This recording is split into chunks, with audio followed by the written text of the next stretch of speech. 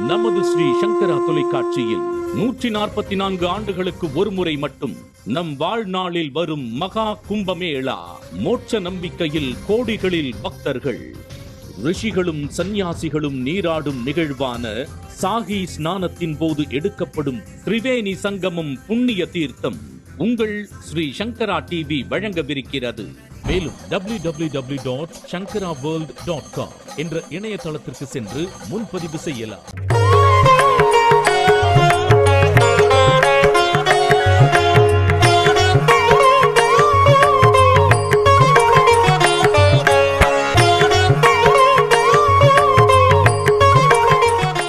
பெரிவா சரணம், பெரிவா திருவடியே சரணம். ஜெய் ஜெய் சங்கர, கரகர சங்கர, காஞ்சி சங்கர, காமகோடி சங்கர, பெரிவாவே துணை. ஆன்மீக அன்பர்களே, சங்கரா தொலைக்காட்சி நேயர்களே, நாள்தோறும் காஞ்சி மகான் தொடரில் நல்ல நல்ல செய்திகளை பார்த்து வருகின்றோம். இன்று நம்ம பேச போற தலைப்பு நாவடக்கம்.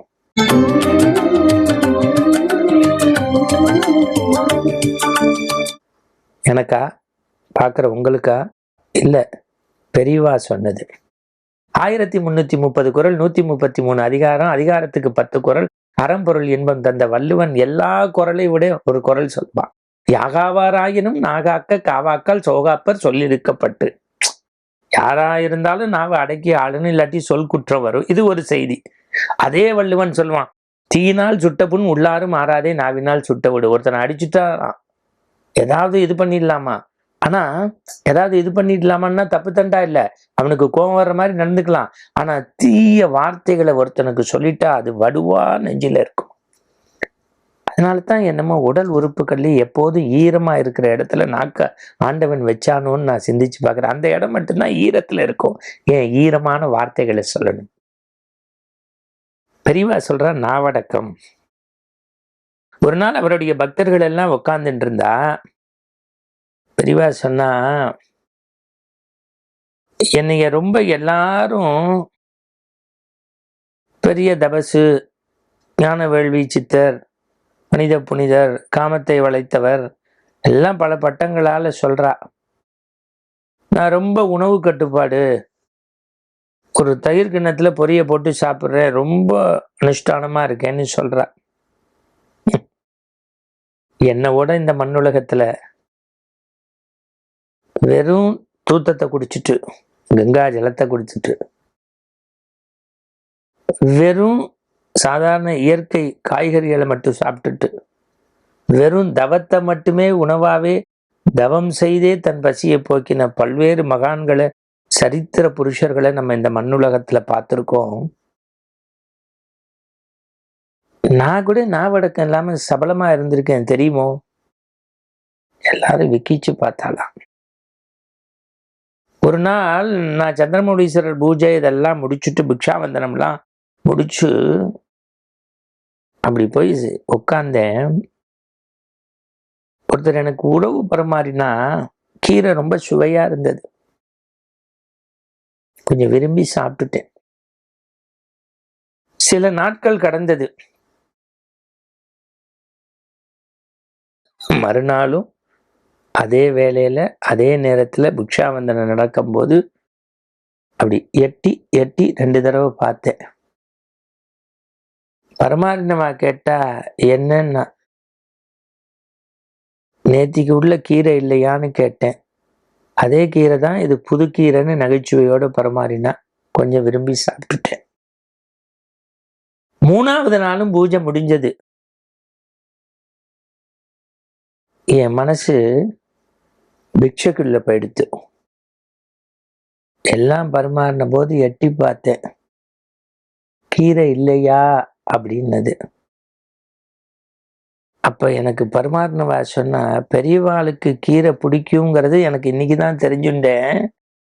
நாளையிலேருந்து கீரையிலேயே எல்லா வகையும் பண்ணிடுறேன், கேட்கிற பார்க்கிற பக்தர்த்தையும் சொல்லி கீரை கொண்டு வர சொல்றேன்னு உள்ள போயிட்டா. ஒண்ணுமே பேசல பெரியவா. அன்னைக்கு மாலை வந்தது. இரவு கதிரவன் உள்ளிருக்கப்பட்டான், கைத்துக்கட்டில் படுத்தார். மறுநாள் காலை குளிச்சார். யார்கிட்டையும் பேசல. முதல் நாள் 2 நாள் 3 நாள் 4 நாள் ஆச்சு. அண்ணன் தண்ணி ஆகாரம் இல்லை, வெறும் பூஜை புனஸ்காரம் மட்டும். அப்படியே தன்னை கரைத்து கொண்டார், வெடித்து கொண்டார், நனைத்து கொண்டார், உருக்கி கொண்டார். இப்படியே தவமாக இருந்தார். ஒரு பெரிய அமைதி நிலவியது மடத்தில். எல்லோருக்கும் ஒன்றும் புரியவில்லை. கடைசியாக ஒருவர் உள்ளம் திறந்த வெள்ளம் போல தன்னுடைய அப்படியே கோபம் கொப்பளிக்க, பெரியவா என்ன இப்படி பண்றேன், ஒண்ணுமே அண்ணன் தண்ணி ஆகாரமா இல்லையே, ஏன்னு. தப்பு பேசினா பனிஷ்மெண்ட் உண்டு இல்லையோ மனுஷனுக்கு? நாவால ஒருத்தருக்கு கடுஞ்சொல் சொல்லிட்டா பனிஷ்மெண்ட் உண்டு. சொல்லுக்கே அப்படின்னா நாவடக்கம் இல்லைன்னா பனிஷ்மெண்ட் வேண்டாமோ? போன வாரம் பிக்ஷையில ஒரு கீரை நன்னா இருக்கேன்னு 2 நாள் கீரை கேட்டுவிட்டேன். 3வது நாள் கீரை இல்லைன்னு மனம் ஏங்கினது. ஒரு முற்றும் துறந்த முனிவர் நான். ஒற்றை வளையலை போல தனிமையும் உடுத்துவதற்கு உடை கஷாயமும் உண்பதற்கு ஒரு ஓடும் இருந்து தனிமையில் இருக்க வேண்டிய இந்த மடாதிபதியாக நீங்கள் கொண்டாடக்கூடிய நான் ஒரு கீரைக்காக மனம் ஏங்கி இருக்கிறேன் என்றால் நான் என்ன தவசு? எனவே ஒரு வாரம் அண்ணன் தண்ணி ஆகாரம் கிடையாது என்றேன். நாளை உணவு உண்பேன். மதிய உணவில் மாட்டுச்சாண உருண்டை 3 உருண்டை வையுங்கள். அப்போதுதான் என் நான் அடங்கும். இப்படி ஒரு தவவேள்வி மனிதரை பார்க்க முடியுமா? இப்படி ஒரு மகானை பார்க்க முடியுமா? இப்படி தனக்குத்தானே செய்த ஒரு செய்கைக்கு தண்டனை குடித்துக் கொண்டு இந்த மண்ணுலகில் முன்னுதாரணமாக வாழ்ந்த அந்த கருணை கடலை, கருணாமூர்த்தியை, காருண்யத்தை நினைக்கின்ற போதே கண்களின் ஓரத்தில் ஆனந்த நீர் பெருக்கெடுக்கிறது. இது போன்ற அதிசயம் நாளையும் தொடரும். நன்றி. நமது ஸ்ரீ சங்கரா தொலைக்காட்சியில் 144 ஆண்டுகளுக்கு ஒரு முறை மட்டும் நம் வாழ்நாளில் வரும் மகா கும்பமேளா. மோட்ச நம்பிக்கையில் கோடிகளில் பக்தர்கள், ரிஷிகளும் சந்நியாசிகளும் நீராடும் நிகழ்வான சாகி ஸ்நானத்தின் போது எடுக்கப்படும் திரிவேணி சங்கமம் புண்ணிய தீர்த்தம் உங்கள் ஸ்ரீ சங்கரா டிவி வழங்கவிருக்கிறது. மேலும் www.shankaraworld.com என்ற இணையதளத்திற்கு சென்று முன்பதிவு செய்யலாம்.